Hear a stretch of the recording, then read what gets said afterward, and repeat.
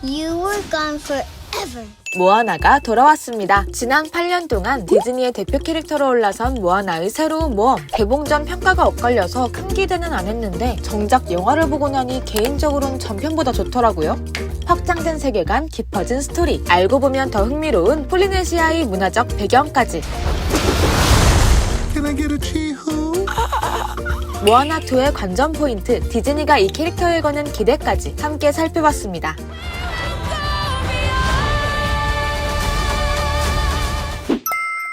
디즈니의 프린세스들은 늘 자신의 정체성을 가로막는 전통에 맞서 싸워왔죠. 모아나 역시 이런 공식을 따라 암투 밖을 벗어나지 말라는 아버지의 말을 어기고 동경하던 바다로 망설임 없이 뛰어든 모아나의 용기와 성장을 다룬 작품이었는데요. 스스로 찾은 정체성을 증명하며 모투누이의 족장이자 길잡이가 된 그녀. 이번엔 더 넓은 세상으로 나아가 바다의 연결자이자 지도자라는 신화적 존재로 성장한 모아나를 만나볼 수 있을 예정입니다.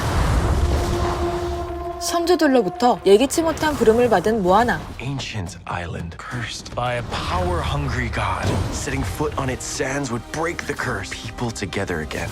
이번 작품은 그가 부족의 파괴를 막고 저주를 풀기 위해 폭풍 속에 숨겨진 섬 모투페트를 찾아 떠나는 모험을 담았는데요. 이번 작품에서 가장 중요한 키워드는 길을 찾는 것. 길잡이로 성장한 모아나는 선조들의 항해 기술을 통해 파도와 바람을 잇는데 뛰어난 재능을 보여줍니다. 하지만 정답으로 가는 길은 하나가 아니죠. 다시 한번 한계를 시험하는 바다 위에서 자신만의 길을 개척하는 모아나의 모습 위로 어떤 일에서든 자신을 믿는 것이 가장 중요하다는 디즈니 특허 무한 성장 긍정 메시지를 읽을 수 있는데요. 역시 자존감 키우는데 디즈니만한 특효약이 없죠.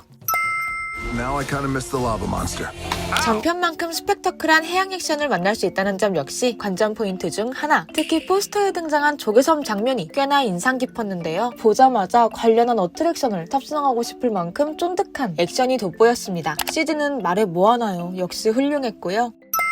OST의 여운이 약하다는 평가도 있었는데요. 오케스트라를 적극 활용하는 디즈니 특유의 동화적인 멜로디를 벗어나 듣자마자 여기가 태평양이다 느낄 수 있는 타악기를 적극 활용한 곡들과 함께 현대적인 팝 요소를 활용한 듯한 곡들이 돋보였습니다. 디즈니 전문가 린-마누엘 미란다가 무파사 작업으로 바쁘셨는지 모아나2의 음악은 새로운 얼굴들이 맡았는데요. 그래미 어워드에서 최고의 뮤지컬 앨범상을 수상한 젊은 피 아비가일 발로우와 에밀리 베어가 모아나2의 선율을 완성했죠. 활력 넘치는 사운드보단 모아나가 짊어진 무게감이 돋보이는 성숙한 곡들이 인상 깊었던 것 같아요. 어쩌면 무작정 밝고 텐션이 업되던 그런 흥 넘치는 사운드의 틀을 벗어나 디즈니 OST도 시대적 흐름을 타고 변화하는 걸까? 10대, 20대 관객은 요즘의 디즈니를 어떻게 생각할까라는 개인적인 호기심이 들기도 하더라고요.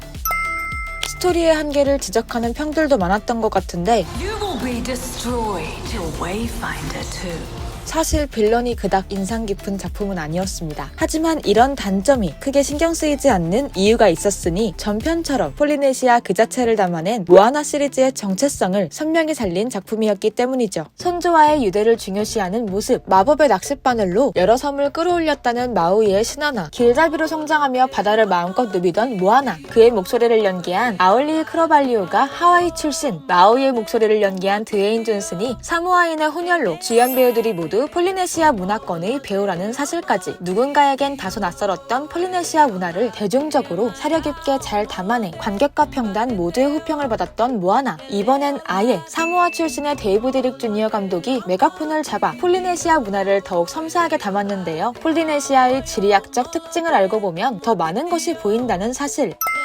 뉴질랜드, 이스터섬, 하와이를 잇는 삼각형, 그 사이에 위치한 1000개 이상의 섬들을 폴리네시아라고 일컫는데요. 폴리네시아인들을 언급할 때 빠질 수 없는 단어가 바로 항해. 파도나 구름의 속도, 해류나 새들의 패턴, 별자리를 보며 바다의 길을 읽었던 폴리네시아의 항해사들은 아주 오래전부터 대양을 누비며 자연과 한몸이 된 삶을 살아왔습니다. 작은 섬에서 생활했던 이들은 생존에 필요한 자원을 찾기 위해 해상 항해 기술을 익혀 새로운 섬을 찾아 나서곤 했는데요. 이것이 바로 모아나가 익힌 웨이파인딩 기술이죠. 폴리네시아인들에게 항해술은 단순한 기술을 넘어 공동체의 생존과 확장, 정체성을 형성하며 문화를 계승해낼 수 있는 중요한 기반이 되어주었는데 물리적으로 아주 먼 거리에 위치해 있음에도 불구하고 폴리네시아의 사람들이 지금까지도 비슷한 언어와 문화를 공유하는 이유입니다. 이런 폴리네시아인들의 정신이 모아나2에 그대로 반영되어 있다는 사실.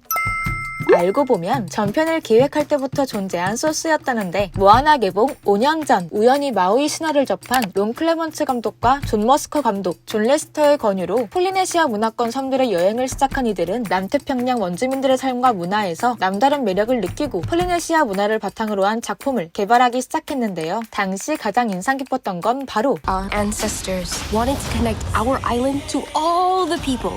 It's my job as a wayfinder.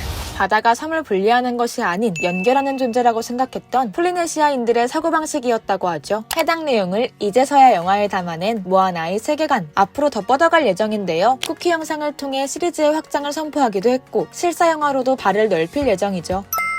모아나를 통해 더 할 말이 있을까? 디즈니에서 이렇게 중요한 캐릭터라고? 라고 생각하실 분들도 있겠지만 알고 보면 작년 한 해 미국에서 가장 많이 스트리밍된 작품이 바로 모아나라는 사실. 날 때부터 혁신의 캐릭터라는 수식어를 달고 등장했던 모아나. 아카데미 시상식의 배우상과 감독상 등 주요 부문에 모두 백인 영화인이 노미네이트되어 오스카소 화이트라는 해시태그 열풍이 불었던 2016년 할리우드의 다양성 부족이란 문제가 수면 위로 떠올랐던 시기. 단순히 폴리네시아 문화의 등장 혹은 흉내 수준에 그친 게 아니라 해당 문화를 제대로 녹여낸 스토리를 재미있게 잘 만든 모아나는 폴리네시아 문화권의 사람들을 비롯한 전 세계 모든 관객의 환영을 받을 수밖에 없던 작품이었죠.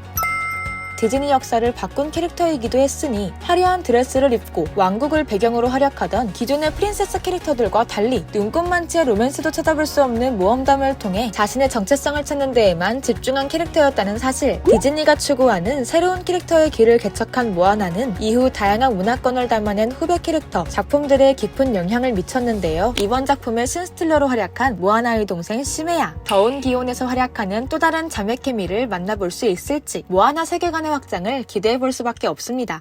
여러분은 모아나2 어떻게 감상하셨나요? 댓글로 공유해주세요. 여기까지 시청해주신 분들 모두 감사드리고요. 오늘 영상이 유익하셨다면 구독과 좋아요 부탁드립니다. 저는 다음에 또 다른 영화 이야기로 찾아오겠습니다. 감사합니다.